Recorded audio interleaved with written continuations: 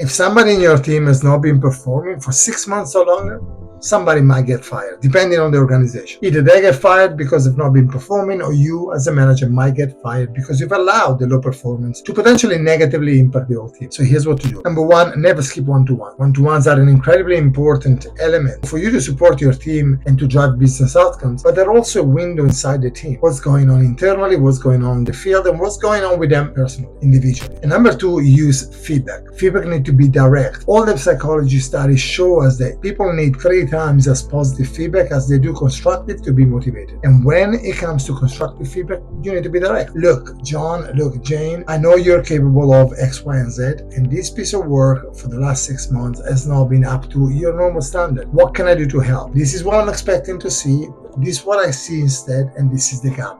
How can we bridge this together? You need to be direct, and of course you need to remind them of all the good things that they are capable of to respect the 3-to-1 ratio. But in your constructive feedback, you must be direct, you must be very clear as to what the expectation is and what the gaps are, because otherwise it might not be their fault that they don't reach their performance gap. I really hope this helps, and if it does, follow me.